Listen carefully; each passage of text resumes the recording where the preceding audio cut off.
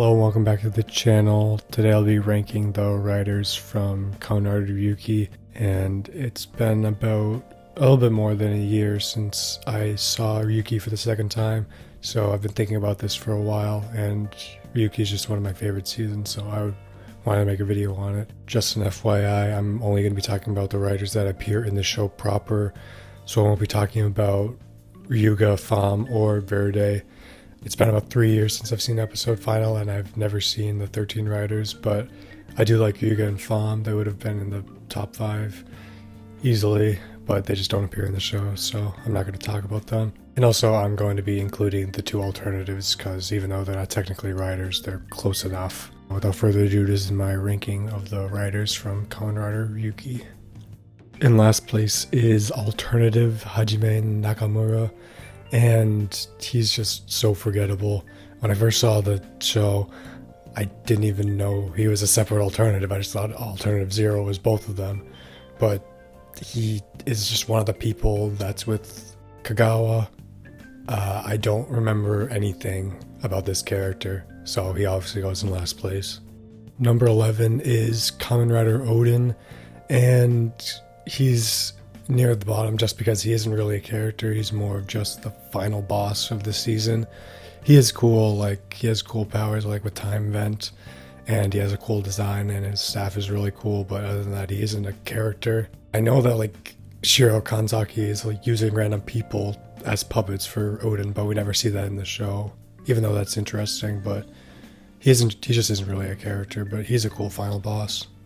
Number 10 is Kamen Rider Scissors, Masashi Sudo, and he's just low because he's only in 2 episodes, and he's basically just the tutorial character for how interactions with the other riders are throughout the show.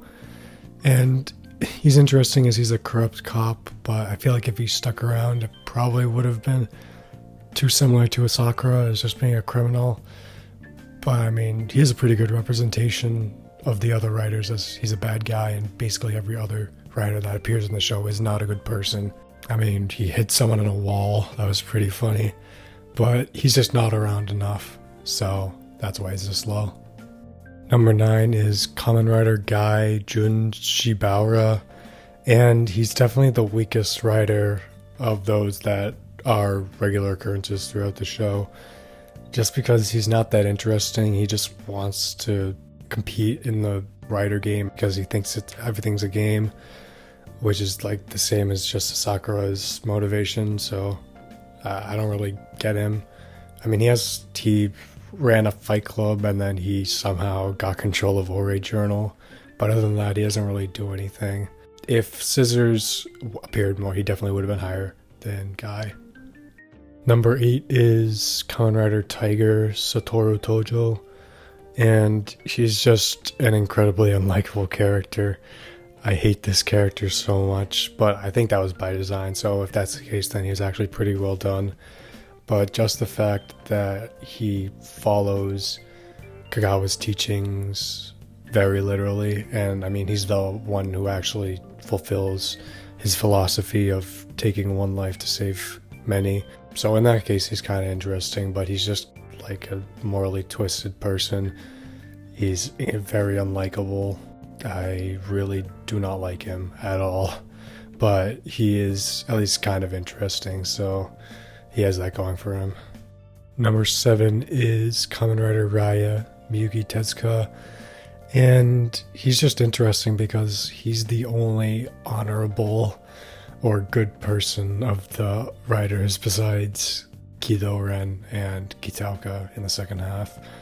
So in that case, he's actually very unique among the riders, and the fact that he wasn't chosen to be Kamen Rider Raya, but he's going on someone else's behalf, and also the fact that he fulfilled his task of altering fate and saving Ryuki. He's kind of just a generic nice guy, but because every other rider is a bad person, that's actually pretty unique.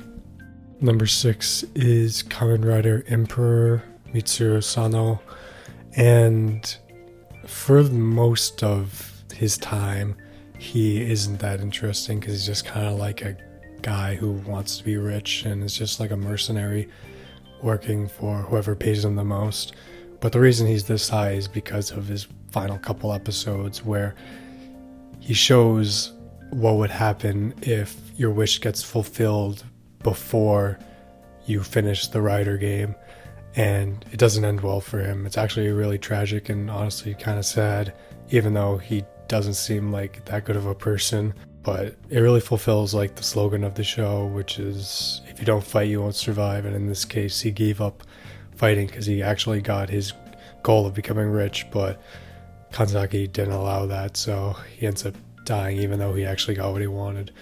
So in that case, he's interesting, but other than that, he's pretty generic and not that interesting. Number 5 is Alternative Zero, Hideyuki Kagawa, and he's pretty interesting in that he's an imitation of the rider system, and that he has an honorable cause in that he wants to close the mirror world so that no one else has to die. But his philosophy just ends up being his undoing, because he's a hypocrite in the fact that while he spouts this philosophy of taking one life to save 10, he himself could never do that, and that ends up being his undoing because Tiger ends up being able to fulfill that and taking Alternative's life in order to perceive becoming a hero. So in a way, he's not morally right because of all this philosophy he's spouting that he can't even follow himself. But he's still a nice person deep down. He just has a strange way of a philosophy of being a hero. The writers from before this are ones that I either am indifferent towards or I think are pretty bad. But from now on, these are my absolute favorite writers, and I think all of them are great. Number 4 is Kamen Rider Knight Ren Akiyama, and this type of character, like the badass who opposes the main character and then eventually comes around and becomes their friend and agrees with them. This type of character is so common in Rider, it's almost sickening, but Ren is the first, so I'm fine with him. But he's just a well-made character. He obviously comes across as wanting to finish the Rider fight as the final one remaining, but even he can't take a life. And also, he is the last one standing. He survives longer than Ryuki, which is not normal. So I like that he's the one who got to fulfill his wish, and it wasn't Shinji, as it probably would be in any other show. But his relationship with Shinji is really good. His relationship with Yui is really good. He's just a great character overall. Number 3 is Kamen Rider Ryuki Shinji Kido, and he's just a great protagonist, especially when you compare it to the protagonists we've gotten recently, in that he's mostly a normal person that just wants to protect people. He's not some sort of special chosen one or is some eccentric lunatic who everyone worships, but he is kind of a bumbling buffoon, but has a good heart. He wants to fight to protect people, and I guess the biggest part of his character is deciding what he wants to fight for, because he has a naive thinking that he can keep the rider fight going and allowing someone to fulfill their wish, but he also wants to save as much people as possible, and that requires closing the mirror world. And it's just ironic that it took until his death for him to finally come to the conclusion that he wants to be selfish and close the mirror world, even though it would prevent the writers from fulfilling their wishes. But he's just a great protagonist. He's pretty relatable. I like that he's not perfect. He's kind of an idiot. He's pretty funny. I just absolutely love him.